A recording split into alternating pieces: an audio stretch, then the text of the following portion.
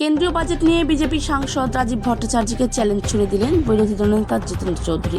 Agartala paradise চৌমোহনীতে কেন্দ্রীয় বাজেটের সপক্ষে বক্তৃতা রাখার সময় বিজেপি সাংসদ তথা ত্রিপুরা প্রদেশ বিজেপির সভাপতি রাজীব ভট্টাচার্য সিপিআইএম দলের নেতৃত্বকে কটাক্ষ করে যে সমস্ত অভিযোগ সামনে রেখেছেন তার তীব্র বিরোধিতা করলেন ত্রিপুরা সিপিআইএম দলের রাজ্য সম্পাদক তথা বিরোধী দলনেতা জিতেন্দ্র চৌধুরী।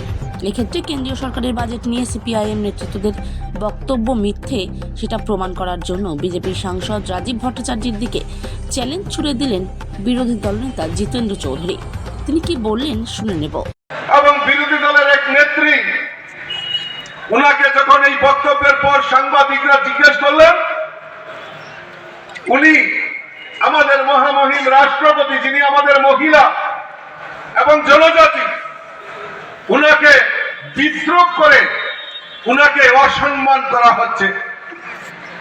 আর একজন যিনি বিদেশিনী, যিনি ভারতবর্ষে বৈবাহিক সূত্রে উনি এই ভারতবর্ষে এসছেন, ভারতবর্ষের কৃষ্টি সংস্কৃতি, ভারতবর্ষের ধর্ম সম্পর্কে যিনি ওয়াকিবহাল নয়, উনি বক্তব্য রাখছেন আমাদের মহামহিম রাষ্ট্রপতির বিরুদ্ধে, যিনি একজন মহিলা, প্রথম মহিলা, আমাদের জনজাতি একজন মহিলা রাষ্ট্রপতি আমাদের হয়েছেন।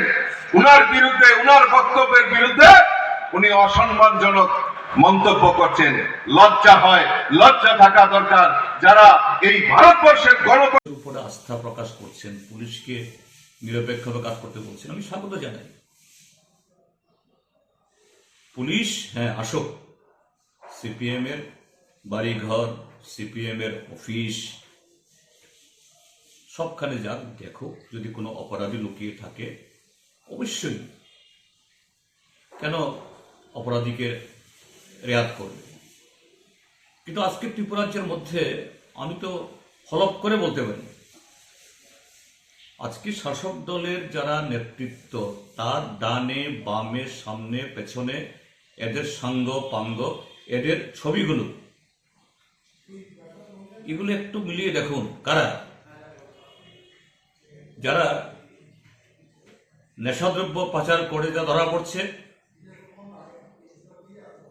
এই যুবকগুলো শাসক দলের খুব কাছে। এই না যে শাসক দলের কাছে যারা আছে সবাই অপরাধী, না, আমি কথা বলছি না, ওটাই না, ভালো লোকই আছে, কিন্তু তারা নেতৃত্বের কাছাকাছি যেতে পারে। নেতৃত্বের কাছাকাছিতে কারা? তারাই নারী পাচার, মাদক পাচার, পিডব্লিউডি অফিস, ব্লক অফিস, বিভিন্ন জায়গায় সিন্ডিকেট, যারা অসাংবিধানিক পথে কোটি কোটি টাকার মালিক হচ্ছেন। সারা ত্রিপুরাজ্যের মধ্যে যাদের হাত ধরে এই নেতৃত্বরা আজকে কমিশন খেয়ে কোটি কোটি টাকার মালিক হয়েছেন, তারাই হলো এই বৃত্তের মধ্যে। সাধারণ মানুষ যারা, এরা ভিড়তে পারেন না। হ্যাঁ, পুলিশ সিপিএম এর অফিসে আসুক, বাড়িতে আসুক, অপরাধী খুঁজে বের করুক, তাদের সেই ধারায় গ্রেপ্তার করে শাস্তি হোক, আমাদের কোনো আপত্তি থাকবে না। কিন্তু সাথে সাথে সে পুলিশ যেন শাসক দলের এই তাদের যে বৃত্তের মধ্যে যারা আলো করে আছে, তাদের দিকেও তাদের চোখ ফেরাক। এবং এদিন এসছে, আজকে না হয় এদেরকে নানাভাবে রক্ষা করা হচ্ছে, কালকে কিন্তু রক্ষিত হবে না। কাজে এগুলো বুঝতে পারছেন রাজীব বাবুরা। উত্তর ত্রিপুরার এক নেতা বলছেন যে আমাদের এই শহরে কোনো লাল ঝান্ডা উঠতে পারবে না, প্রকাশ্যে বলছেন কোনো লাল পতাকা উঠতে পারবে না, নিষিদ্ধ। যদিও আবার ক্ষমা টমা চেয়ে নিচ্ছেন আবার, তো ক্ষমা টমা চাইলেও ক্ষমা পেয়ে যাবে জনগণের কাছ থেকে, এটা হবে না। এবং তাদের ঘরে পুলিশ যাবে, অর্থাৎ উর্দিপরা পুলিশ না গেলেও